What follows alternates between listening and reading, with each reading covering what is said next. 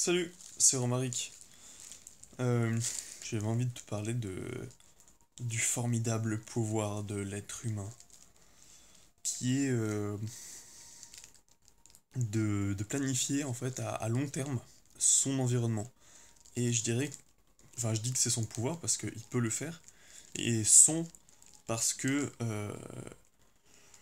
parce qu'il me semble que c'est le seul qui peut le faire de manière aussi complexe, de manière aussi travaillée dans le temps avec autant de feedback, c'est-à-dire de capacité à analyser si un changement a été bon et ce qu'on peut apprendre du coup de chaque intervention. Et également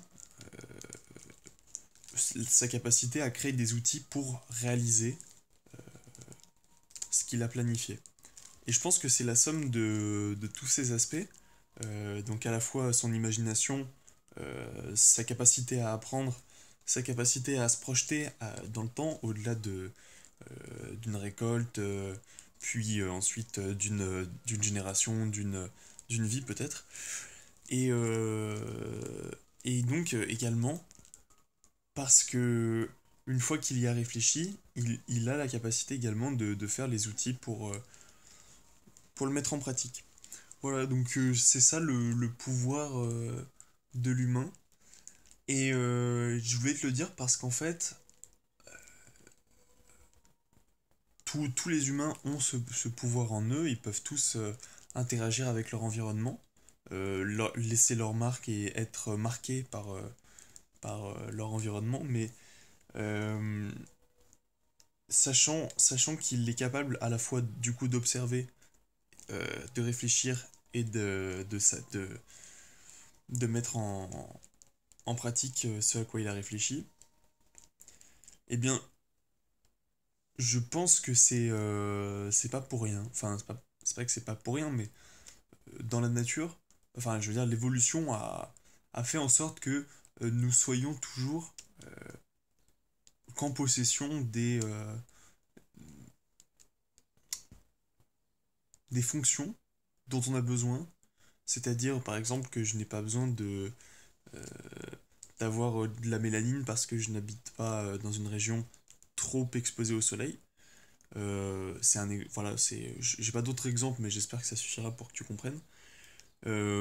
Et même au-delà de cet aspect mélanine que je pourrais atteindre en une vie, j'ai pas par exemple, j'ai pas une queue, enfin une queue à l'arrière dans le dos pour, par exemple, m'accrocher aux branches parce que je ne suis pas dans cette niche. Et en fait, il y a, tu vois, toujours cet aspect un peu dual, c'est parce que je peux pas rentrer dans cette niche, euh, bah, la niche va prendre quelqu'un d'autre aussi. Voilà, bon, je sais pas trop ce que je raconte là.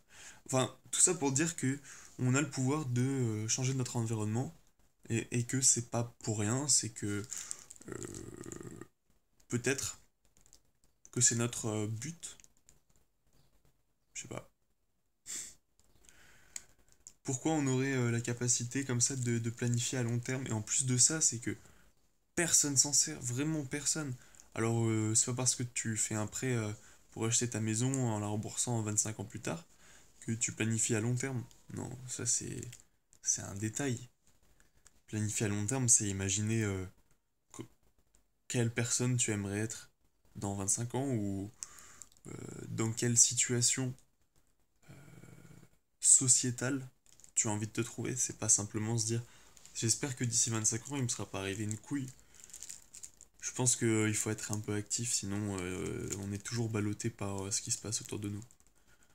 Avoir des projets à la fois qui soient améliorants pour les personnes, notre entourage, la nature, mais surtout pour nous. Des objectifs qui nous raffinent, qui font de nous je sais pas, des personnes de plus en plus fréquentables, de plus en plus utiles, de moins en moins nuisibles, parce que, enfin, je dis nuisible, mais c'est pas le terme parce qu'un bébé n'est pas nuisible. Ce que je veux dire, c'est que on est toujours en consommation, qu'on coûte plus à notre environnement que ce qu'on lui rapporte. Et ça marche aussi dans les relations humaines.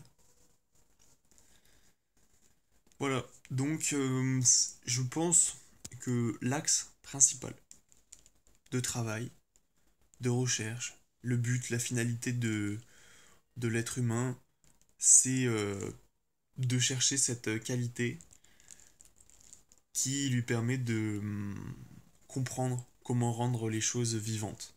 Voilà. Je te parlerai un peu plus du livre qui m'inspire cette phrase qui s'appelle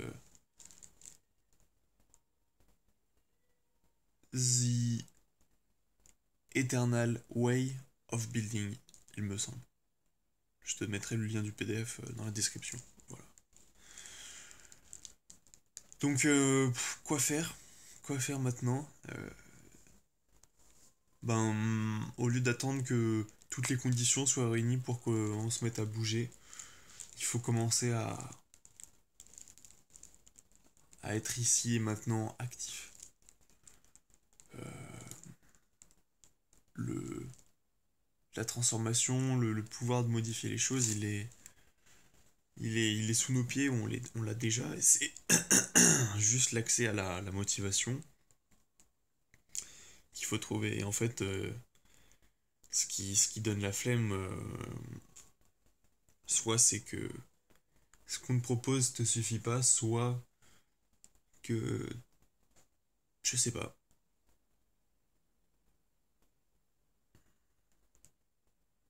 soit que finalement ton inconscient essaie de te dire que t'as quelque chose de plus important à faire et que tu sais juste pas quoi. Ou que t'as peur de le faire parce que pour une quelconque raison. Mais pense si c'est pas pour toi que tu changes, si c'est pas pour toi que tu franchis le cap où tu vas te mettre à être positif pour toi, pour les autres, c'est les autres. C'est que si t'as pas envie de te faire du, enfin, si tu penses que tu mérites pas de te soigner, bah c'est que tu penses pas non plus que les autres méritent d'être soignés puisque ta seule capacité à, enfin, quand tu vas interagir avec quelqu'un, tu vas forcément bah, donner une partie de toi à la personne avec laquelle tu interagis. Voilà. Bon, donc travail, voilà. Essaie de voir les conséquences au-delà du premier niveau. Essaie de voir toutes les conditions aussi nécessaires pour arriver à un objectif. Et une fois que tu auras bien réfléchi à ça, une fois que tu auras bien travaillé là-dessus, tu auras déjà fait un beau taf. Voilà. Bon courage.